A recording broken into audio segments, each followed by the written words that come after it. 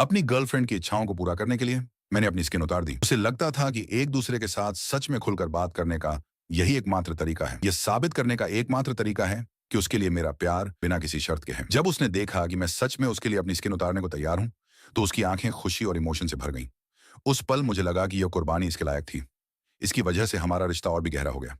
मेरी स्किन के बिना भी हम एक दूसरे के करीब आ सकते थे। असल में मेरे खुले शरीर का अनोखा टेक्सचर उसे बिल्कुल पागल कर देता था। लेकिन बिना स्किन के होने के साथ ही कई दिक्कतें भी थीं। हर सुबह जब हम उठते तो बिस्तर मेरे खून से सना होता था, इसलिए उसे रोज चादरें और कवर धोने पड़ते थे। खून की तेज मेटालिक गंध घंटों तक रहती थी। इसके ऊपर वह हर दिन कई घंटे फर्श और फर्नीचर पहुंचने में बिताती थी। फिर भी वह यह सब अपनी मर्जी से करती थी, ये मानते हुए कि मैंने उसे जो प्यार दिखाया था उसके मुकाबले उसकी कोशिशें कुछ भी नहीं थी। हमें क्या पता था कि असली मुश्किलें तो बस शुरू ही हुई थी। मेरे शरीर का टेम्परेचर कंट्रोल करने के लिए स्किन न होने की वजह से मैं हर रात बेकाबू होकर कांपता था। मुझे आराम देने के लिए उसे हीटर को मैक्सिमम तक बढ़ाना पड़ता था, लेकिन उसके लिए टेम्परेचर बर्दाश्त से बाहर था। और समय के साथ आसमान छूते गैस बिलों ने हमारे पैसों पर बहुत ज्यादा बोझ डाल दिया। हालात और भी खराब हो गए। मेरी बिना स्किन की हालत की वजह से काम पर बार बार रुकावटें आ रही थी। मैं अपने भविष्य के बारे में चिंता किए बिना नहीं रह सका। लेकिन जब उसने मेरी चिंताओं को देखा तो उसने बस कुछ खोखले शब्द कहे और फिर अपने नॉवेल पर वापस चली गई। उसे लंबे समय से सारी प्रॉब्लम मुझ पर छोड़ने की आदत हो गई थी। वो कभी यह नहीं सोचती थी कि मैं कितना थका हुआ था। फिर भी मुझे अब भी विश्वास था कि हमारा प्यार किसी भी चीज को हरा सकता है। लेकिन मैंने साफ तौर पर यह अंदाजा लगा लिया था कि वह मुझसे कितना प्यार करती है।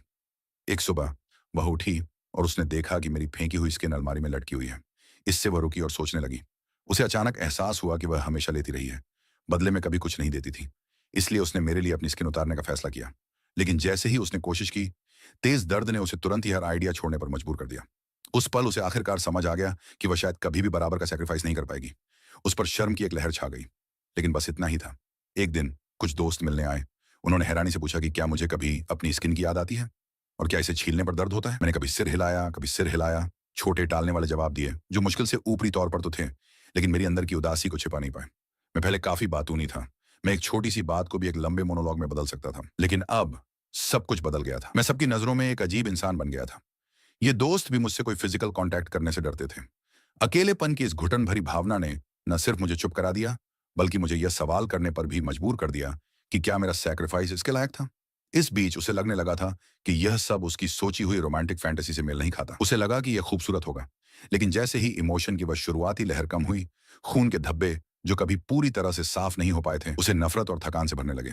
उसके बाद हमारी बातें कम होती गईं और जब यह बेमेल प्यार आखिरकार टूटने की हद पर पहुंच गया, तो मेरे अंदर दबा हुआ सारा गुस्सा फूट पड़ा।